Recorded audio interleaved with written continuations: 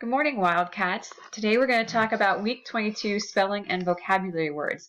And these approximately relate to chapters 7 through 10 of Hattie Big Sky. So you're going to see some of these words this week, obviously. The assignment is like last week. You're going to type a sentence for each word on the Google Doc that will be attached to this assignment. So you want to watch this video first and then try that assignment. Sentence expectations. So I expect you to have complete sentences. That means capital R at the beginning, subject, predicate, and correct end punctuation. Use all 10 vocabulary words correctly. Make sure each word appears in your sentence. Do not copy your classmates or teacher. In addition, do not Google your answers. So when I'm giving you sentences as examples, you want to look at those. You don't want to type it into Google. Look at the definition, look at the examples, get your inspiration there. Okay, I believe in you. You're capable of doing your own work. And sentences should be school appropriate. Rubric. 10 complete sentences are used. Each vocabulary word is used correctly. And sentences use specific names and details and creativity. So please avoid just saying like he or she. Try to give some actual names, places, add some adjectives, make it interesting. Total points is 25. This will be the slide format. It's the same that we've used the last few weeks. So the first word is censor, and this is an official, meaning someone who had been hired in a time of war, in this case World War I, who would read communications like letters that soldiers would send home or that people would send to soldiers, and they would delete any material that we considered sensitive or harmful.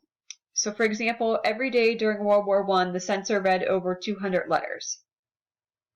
Or B, while slicing out a piece of the letter that gave away the whereabouts of the U.S. Army, Jeremy, a censor, cut his finger. So oftentimes you'll see Hattie talks about the fact that they cut out where Charlie is, and that's to protect the U.S. Army and to also make sure that the enemies don't know where they are.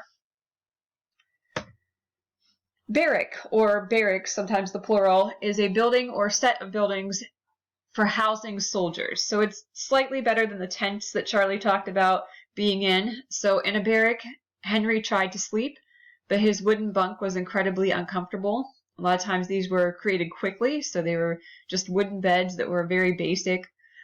Or B, it was extremely loud in the barrack because it housed over 60 soldiers. So they wouldn't just house 1 or 2 people, they would be full of soldiers, and there would usually be 3 or 4 tiers of bunks high for soldiers to sleep in.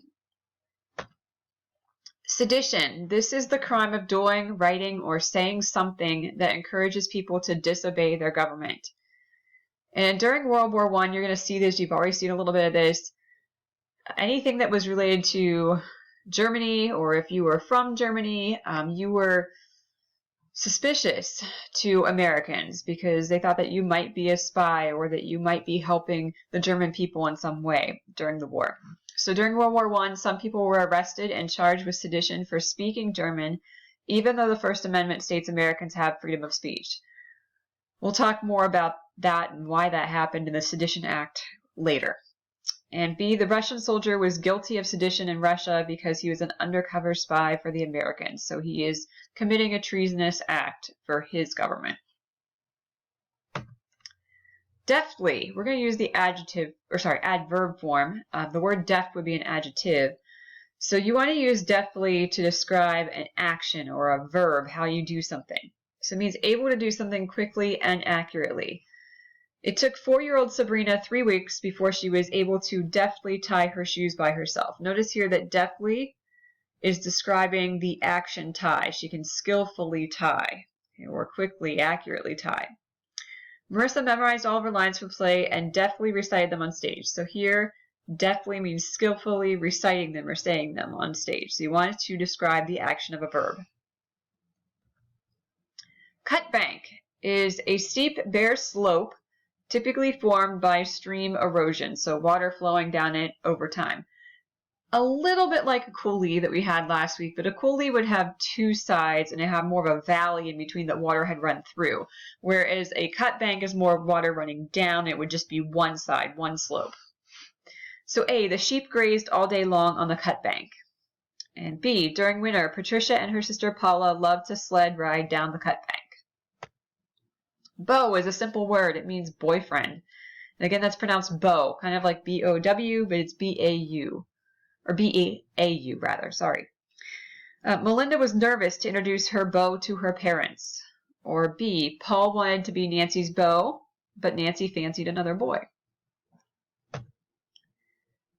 Resolute is an adjective, and it means marked by firm determination.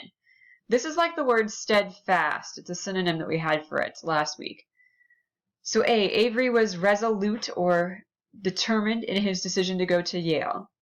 Or Naya remained resolute. She carefully followed her physical therapist's orders after her injury so she could get back to just gymnastics as soon as possible. Resplendent is an adjective. It means shining brilliantly, characterized by a glowing splendor. The resplendent ocean sparkled in the sun like millions of little diamonds. So diamonds are resplendent. In this case, I'm comparing the ocean and how it sparkled to diamonds. Or the resplendent Anna's hummingbird deftly extracted nectar from the desert willow. If you go on and look at an Anna's hummingbird, they have very iridescent feathers that are pink and green and yellow sometimes, and they really shine, especially in the sun. They've got that iridescent or resplendent feature to them. Dour is an adjective. It means stern or harsh. So, for example, Edward knew he was in trouble when he came home after curfew because of his father's dour or harsh expression. B, Ophelia's new stepfather was dour. He never smiled and he always pointed out Ophelia's faults. So he's stern or harsh. And finally, 10, stoic. Stoic means not affected by or not showing any passion or feeling or any emotion whatsoever. So, for example, Nigel tried to remain stoic, meaning emotionless, while his girlfriend broke up with him. And B, when playing the game Codenames, you have to be stoic so you do not give away the answer. If you've never played Codenames before, that's okay, but it's basically a game where you give a clue and your team has to guess the answers, but you can't give away with your facial expressions or your words. You can't say anything else. So you've got to remain stoic. You can't, give them any hints by your facial expressions or your body language when they're thinking of the answers. You have to sit there and remain quiet and stoic.